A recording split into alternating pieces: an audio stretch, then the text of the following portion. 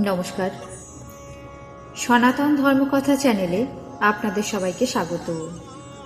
আজ হনুমানের বাল্যকাহিনী নিয়ে আলোচনা করব। হনুমান হলেন কেশরী এবং অঞ্জনার পুত্র।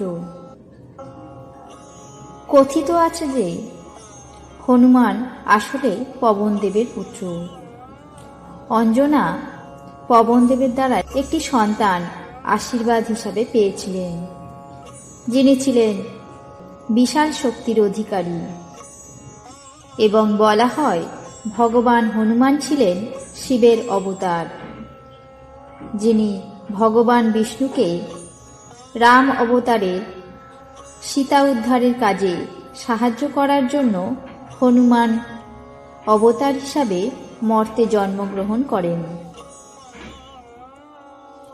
সুতরাং হনুমান কোনো সাধারণ বানর ছিলেন না, বরং তিনি ছিলেন দেবত্বের একটি রূপ, যিনি পৃথিবীতে এসেছিলেন অসুরদের বিরুদ্ধে যুদ্ধ করতে।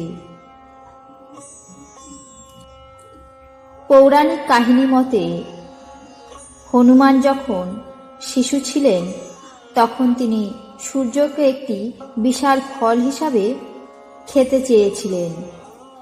তারপর ভগবান ইন্দ্র তার এই প্রচেষ্টাকে ব্যর্থ করে দেন, তার উপর বজ্র প্রয়োগ করে। হনুমান বাল্যকালে ভয়ানক দুষ্টু ছিলেন, কখনো তার মাকে শান্তিতে বসে থাকার সুযোগ দেননি। সর্বদা তার দুষ্টুমি ভরা কাজ চলতে থাকত। একদিন হনুমান যখন খেতে ঘোরাঘুরি করছিলেন, তখন আম গাছের মধ্য দিয়ে সূর্যের আভাস পেয়েছিলেন। তখন তিনি সূর্যকে একটি আম ফল ভেবেছিলেন। এমন উচ্ছ্বসিত দৃশ্য দেখে তিনি ভীষণ খুশি হলেন এবং আনন্দে বাতাসে ঝাঁপিয়ে পড়লেন সূর্যকে ধরার চেষ্টা করার জন্য। শীঘ্রই বাতাসের সাহায্যে সূর্যের কাছে গিয়ে হাত দিয়ে সূর্যকে ধরার চেষ্টা করলেন। একটি শিশুকে সূর্যদেব নিজের কাছে আসতে দেখলেন। বিস্মিত হয়ে তিনি ইন্দ্রের সাহায্যের জন্য প্রার্থনা করলেন। ইন্দ্র বুঝতে পারেনি যে এটি একটি শিশু যে সূর্যের কাছে আসছে। তিনি হনুমানকে তার চিবুকের বজ্র দ্বারা আঘাত করলেন, যার ফলে হনুমান অজ্ঞান হয়ে মাটিতে পড়ে যায়। তারপর পবনদেব আঘাতপ্রাপ্ত পুত্র হনুমানকে কোলে তুলে নিল, কিন্তু তার চেতনাকে পুনরুজ্জীবিত করতে পারলেন না।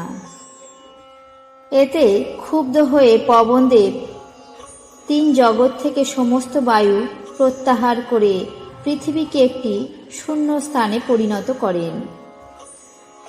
সেই ঘটনা দেখে শীঘ্রই ব্রহ্মা পবনদেবের কাছে ছুটে এলেন এবং তাকে বাতাস সরবরাহ করার জন্য অনুরোধ করেন।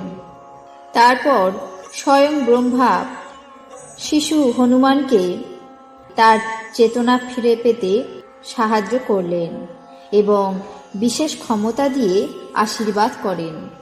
হনুমান যত বড় হতে থাকে ততই তার দুষ্টুমি বাড়তে থাকে। তিনি তার বিশেষ ক্ষমতা ব্যবহার করে সাধারণ পুরবাসীকে অত্যাধিক কষ্ট দিতেন। একদিন তিনি একজন ঋষিকে এতটাই কষ্ট দিয়েছিলেন যে ঋষি তার উপর অত্যন্ত ক্রুদ্ধ হয়ে অভিশাপ দিয়েছিলেন যে তার সমস্ত বিশেষ ক্ষমতা শীঘ্রই ভুলে যাবেন। তবে ঋষি জানতেন যে হনুমান বিশেষ দায়িত্ব পালনের জন্য পৃথিবীতে জন্মগ্রহণ করেছিলেন। তাই তিনি আরও যোগ করেছিলেন যে সঠিক মুহূর্ত এলে তার সমস্ত হারানো ক্ষমতা হনুমান ফিরে পাবে। এই ছিল হনুমানের বাল্যকালের কাহিনী। আপনাদের কেমন লাগলো তা অবশ্যই কমেন্ট বক্সে জানাবেন। চ্যানেলটিকে সাবস্ক্রাইব করবেন, লাইক করবেন, শেয়ার করবেন। ধন্যবাদ।